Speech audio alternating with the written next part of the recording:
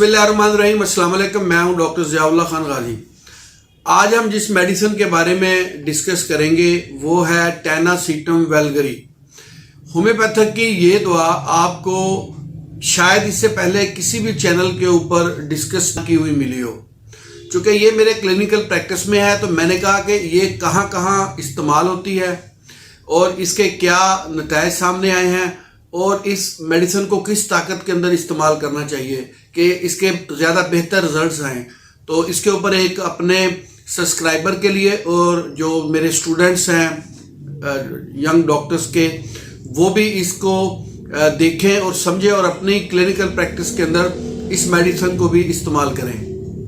जब जिस्म के अंदर बेहद सुस्ती हो, बोझलपन हो, जिस्म कोई भी काम करने को दिल ना करे और कानों के अंदर शोर की आवाज़ आए जैसे घंटियां बजती हैं। बहुत से मरीज आके बताते हैं कि उनके कानों में ऐसे है जैसे घंटियां बज रही हैं और इसके साथ साथ हल्के फुल्के चक्कर भी होते हैं इसके अंदर। तो आप इस दवाई को इस्तेमाल करें। इसके साथ साथ थकन का एहसास इस हद तक पाया जाता है कि मरीज ये समझता है जैसे वो आधा जिंदा है और आधा मुर्दा, यानी कि सुस्ती बोझलपन में सब दवाइयों से ज़्यादा जिस मेडिसिन के अंदर सुस्ती और बोझलपन पाया जाता है होम्योपैथिक की दूसरी अद्वियात के मुकाबले में, तो वो यही है। और फिर बाज़ का चक्कर के साथ साथ अचानक ऐसे महसूस होता है जैसे कान बंद हो गए हैं, यानी कि उसे सुनाई नहीं देता, सुनना बंद हो जाता है। और अगर इससे पहले किसी मरीज़ को राशा हो की बीमारी हो या पेट में कीड़े वगैरह हों, उसके रद्द-ए-अमल के तौर पर भी इस दवाई की अलामात सामने आना शुरू हो जाती हैं।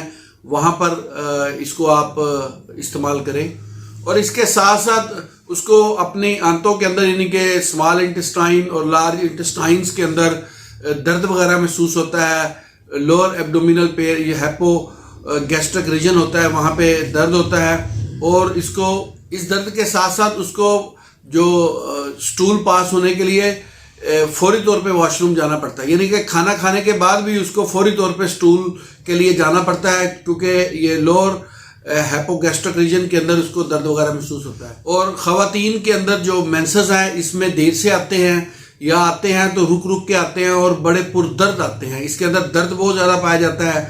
इसके साथ साथ अगर एक दफ़ा शुरू हो जाते हैं, बाज़ ख़वातीन के अंदर ये भी देखा गया है, तो वो बहुत बाकसरत होते हैं, यानी कि रुकने का नाम ही नहीं लेते और जिसके लिए उनको फिर बहुत ज़्यादा पीरियड्स आने की वजह से वीकनेस और कमज़ोरी वगैरह बहुत ज़्यादा हो जाती है। और साथ साथ सांस बड़ी तेज़ी के साथ आता है और या बलगम वगैरह भी निकलती है और उसको कफिंग वगैरह हो जाती है, जिसके साथ सफ़ेद रंग की बलगम बाहर आती है।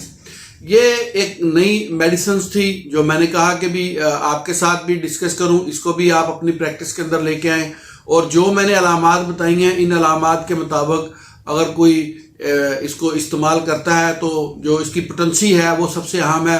इसको मैं ख़ास तौर पे 3x के अंदर इस्तेमाल करवाता हूँ। वैसे ये मदर टंचर्स की फार्म के अंदर भी मार्केट के अंदर दस्तयाब है, अगर आप इसको 3x के अंदर लें, 3x के अंदर अगर आप इसको इस्तेमाल करते हैं तो जितनी भी ये मैंने अलामात बताई हैं इनमें ये इंतहाई मुफीद है। आप अपनी अलामात के मुताबिक इस दवाई को आप इस्तेमाल कर सकते हैं और इसके बेहतर नतीजे आपको मिलेंगे। बहुत शुक्रिया, अपना ख्याल रखिएगा और हमारा इस चैनल का भी ख्याल रखिएगा। इसी तरह की इंफॉर्मेटिव वीडियोस मैं आपके लिए बनाता रहूँगा। अल्लाह हाफिज़।